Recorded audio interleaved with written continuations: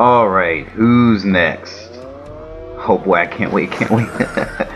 One thing I really want to like call out, Scorpion and Sub-Zero look like really cool. They look way better than they ever have. These two characters, I really like them, especially the chick. She's cool. Exterminate. I love that shit. I love the combos. The combos, it looks like they're going to have more combos in this game. Scorpion has a fireball. Some sort of slow motion effect, I think, when you throw a projectile and you jump over it. I love the EX moves, and I love the new moves.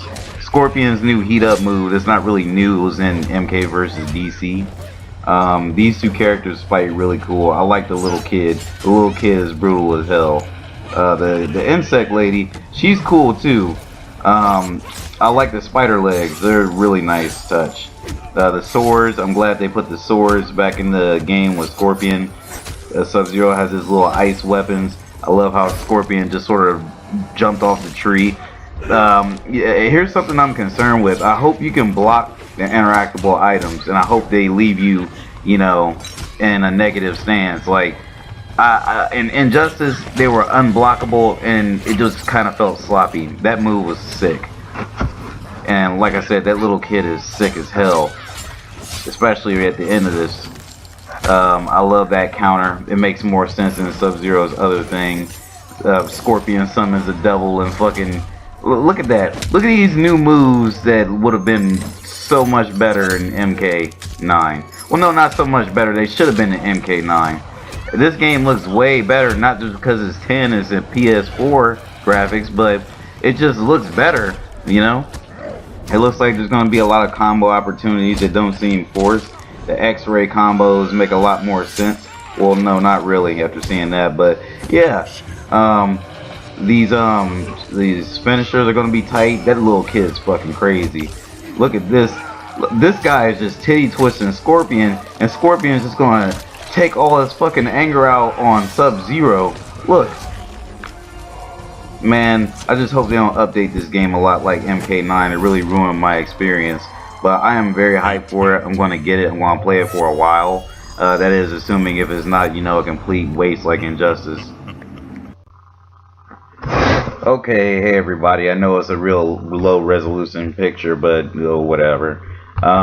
Yeah, so after watching the trailer, I am very hyped for MK10. MK9, it made me have my doubts. Not saying that MK9 was a bad game. MK9 I felt was as close to as good as it gets for like the type of fighter that it was when it came out, because it is, well, for being a Mortal Kombat game, and after the slew of shitty Mortal Kombat games, you know, this Mortal Kombat MK9 was close to perfection. But like now, what I'm looking at here on the MK10 trailer really gives me some hype and hope. I'm really hoping that, you know, all the characters are really balanced and they won't have to apply, you know, 20 patches before they think the game is fine.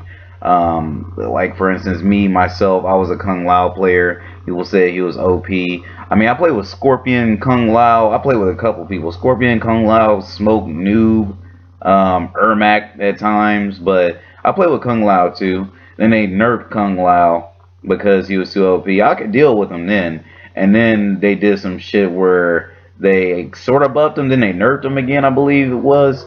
But anywho, we're not talking about MK9. MK10, let's just say that this game has the potential to be like the best MK. Well, it will be the best MK ever, I'm sure. I mean, I'm sure this game will top MK9 in every aspect. I just hope they get that story down pat, because that's what really gave MK9 all of its buzz, was the story was so good. Because I don't know if anybody's been paying attention to the fighting game community, but a lot of these fighting games have been having a shitty story, starting off with Tekken 6 and Street Fighter. Street Fighter actually before Tekken 6, because Street Fighter 4 came out first. But we're not going to get into those games. Yeah, MK10, I can't wait to see them reveal some more characters. I want to see some more combos. What really attracts me to a 2D fighting game is seeing progression. I love seeing progression, that, you know, they're adding moves to characters, or even taking out moves and adding different moves that, you know, replace the moves that they originally had. You know, like I'm sure everybody knows Scorpion's little forward triangle, forward square, then circle. He like take a sword out, take his other sword out, and then he'd do like a backflip, a flaming backflip. But I mean, it doesn't look too great to look at. But for MK9, like I said, it was as close as good as it can get. I can't wait. The combos that I've seen in gameplay that you guys seen in the gameplay after watching that. What do you think about them? Because I think Scorpion's a badass. I think Sub-Zero, they did a lot more with his ice power, which is great. I'm very happy. I'm ecstatic to see that because after seeing MK versus DC and looking at his Mortal Kombat 9 versions and whatnot, his little what the fuck is what am I trying to say here?